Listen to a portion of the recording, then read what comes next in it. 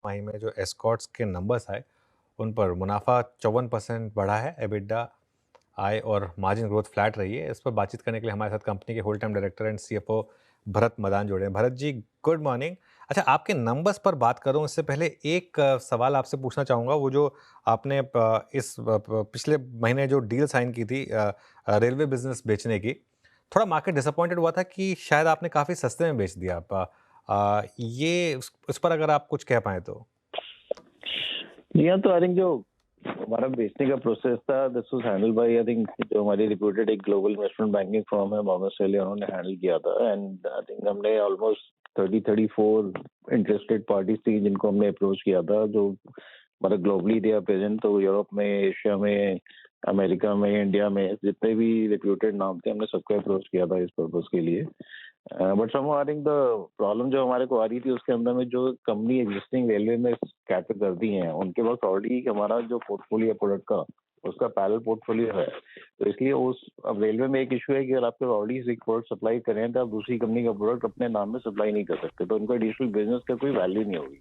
तो इसी चक्कर में ओके। हमें जो एग्जिस्टिंग प्लेयर्स थे उनसे कोई इतना इंटरेस्ट नहीं मिला, जो उनकी वैल्यू भी बिट गई तो बहुत लो थी।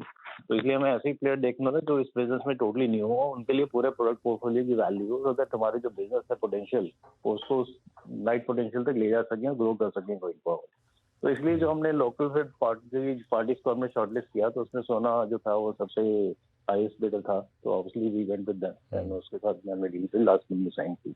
बिल्कुल। नहीं, ब बहुत सही जवाब दिया आपने और आई एम हैप्पी कि आपने अवॉइड नहीं किया उस सवाल को, क्योंकि वो 4000 करोड़ की एक्सपेक्टेशन थी, डील 1600 करोड़ में हुई, तो काफ़ी स्टॉक पर प्रेशर भी आया था। एक थ्योरी और यहाँ पर ये भी बनी कि क्या अब कुबोटा आगे जाकर एस्कॉर्ट्स कुबोटा को डीलिस्ट करेगी? इस पर अगर आपका कोई व्यू हो तो? ये ऐसा कोई प्लान नहीं है हमारा अभी डीलिस्टिंग का। सो इनफैक्ट अभी तो दोनों का प्लान है, कंटिन्यू करेंगे लिस्टिंग के। दोनों प्रमोटर्स है हमारे जॉइंट प्रमोटर्स, वोटा नंदा फैमिली इन इंडिया। तो उनका ऑलरेडी जापान में लिस्टेड है, और नॉर्मली अभी तो आप देख रहे हैं कि कंपनीज जो ग्लोबली लिस्टेड है वो इंडिया में लिस्टिंग के लिए आ रही हैं। तो यहाँ तो उनको कुबोटा को ऑब्वियस एडवांटेज है, जो हमारी मार्केट कैप देखी जाए तो ऑलमोस्ट $5 बिलियन के अराउंड है। कंपेयर टू जो कुबोटा की अपनी मार्केट कैप है वो $16 बिलियन के आसपास है। तो इंडिया काफी इंपॉर्टेंट मार्केट है उनके लिए। तो मुझे नहीं लगता डीलिस्टिंग का सिनेरियो अभी कुछ बनेगा उनके पर्सपेक्टिव से।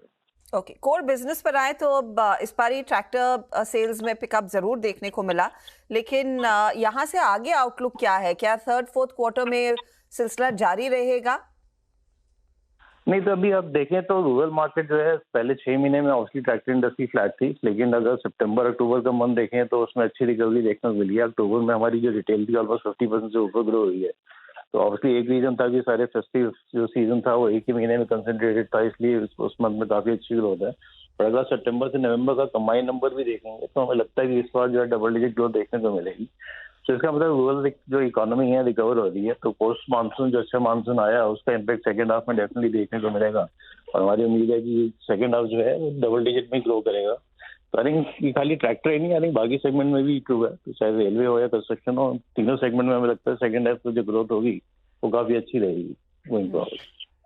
तो रफली हाई डबल डिजिट ग्रोथ ये H2 डिलीवर कर पाएगा, और बाकी साल के लिए फिर क्या आप उससे उसी पर उन्हीं नंबर्स को रिफ्लेक्ट कर पाएंगे?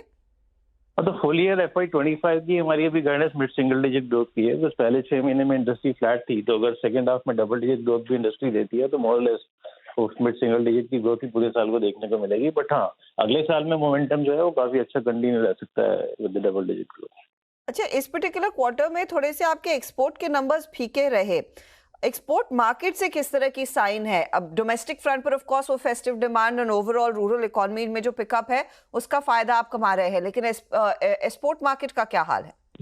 एक्सपोर्ट में आपको जैसे पता होगा हमारा जो मेजर एक्सपोर्ट है 60% एक्सपोर्ट यूरोपियन मार्केट में हो रहा था, और यूरोपियन मार्केट अभी थोड़ा रिसेशन में है, तो वहाँ पे अभी चैनल करेक्शन हो रहा है डीलर से स्टॉक का। एंड हमें लगता है कि वो अगले सीजन में आगे फरवरी मार्च में आगे पिकअप शुरू होगा उस मार्केट में।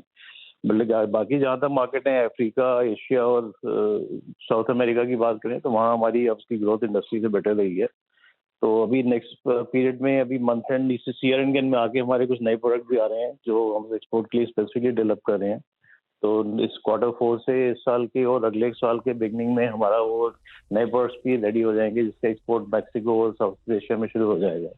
तो आई थिंक Q4 के आगे हमें लगता है एक्सपोर्ट के नंबर्स रिकवर करना शुरू कर देंगे और आगे जाके तो एक्सपोर्ट पे हमारी अच्छी एक्सपेक्टेशन है, for supplying to water network also. तो वो I think overall growth trajectory अच्छी रहेगी एक्सपोर्ट में आगे जाके हमारी। बहुत बहुत शुक्रिया आप मदान साहब हमारे लिए समय निकालने के लिए, and good luck for the second half sir. Thank you.